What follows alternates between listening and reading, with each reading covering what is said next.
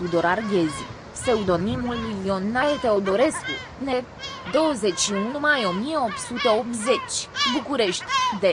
14 iulie 1967, a fost un scriitor român, cunoscut pentru contribuția sa la dezvoltarea liricii românești sub influența baudelaireanismului.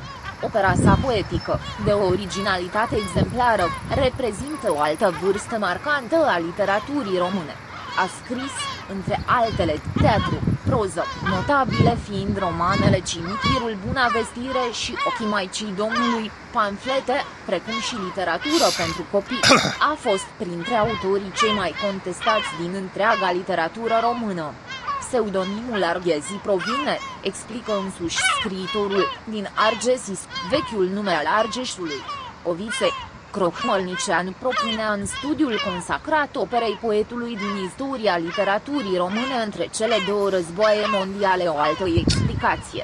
Pseudonimul ar proveni din unirea numelor a doi celebri eretici, Arie și Geza.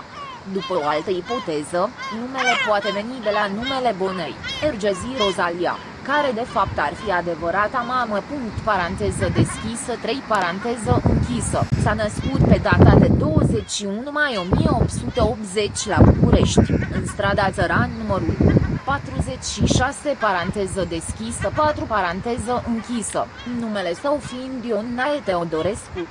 Este fiul lui Nae Teodorescu și al Mariei Teodorescu. Între 1887 și 1891 a fost elev al școlii primare Petrache Poenaru, sub îndrumarea primului său dascăl, Nicolae Abramescu. Între 1891 și 1896 urmează cursurile gimnaziului Dimitrie Cantemir și apoi pe cele ale liceului Sfântul Sava din București. De la vârsta de 11 ani, din cauza situației familiale, este nevoit să se întrețină singur, dând meditații. A avea mult înseamnă adesea a stăpâni puțin. Ca să fii respectat, începe prin a te respecta. Un leneș sau un incapabil se răzbună cu scuza morală că n-a avut noroc. Nu-i primejdios omul care te urăște și se războiește cu tine, pe el știi de unde să-l apuci. Nu e destul să fii bun, trebuie să fii bun de ceva. De la intenție la realizare e de parcurs obstacolul imens al posibilității. Orice viață de om începe de mai multe ori. Nefericirea oamenilor vine din ușurința cu care se lasă păcăliți. Când umbli cu adevărul, te simți cinstit și sănătos. Este mare lucru să fii încredințat că nu te poți bizui decât pe tine. Pământul ne sărută picioarele de fiecare dată când călcăm pe el. E bucuros pentru că știe că nu-l vom părăsi niciodată. Viața noastră oscilează între două contradicții, datoria de a spune adevărul și necesitatea de a-l ascunde. Dezvață-te să respecti fațada până ce n-ai văzut interiorul. Nici o jucărie nu e mai frumoasă ca jucăria de vorbe. Omul e un cocor care zboară pe din lăuntru.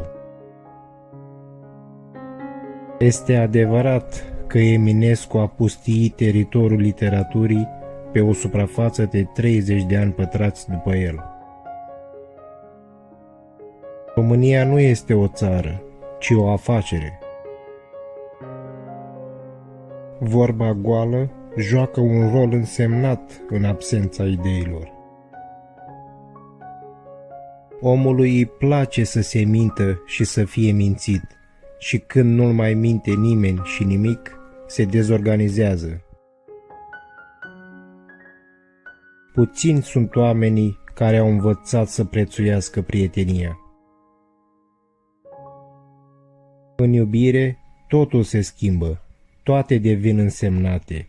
Dintr-un nimic se naște un colos. Moartea este un atentat continuu la adresa conștiinței treze. Geniul e un accident. Bunătatea e atitudinea omului în suferință. Prietenul cel mai bun e totdeauna soțul și consolarea cea mai întreagă, soția. Toți oamenii de mare calitate din istoria lumii au fost oameni modești. Orice om are o idee bună și fixă care arată incapacitatea lui de libertate. Iubirea este focul care nu este stins niciodată.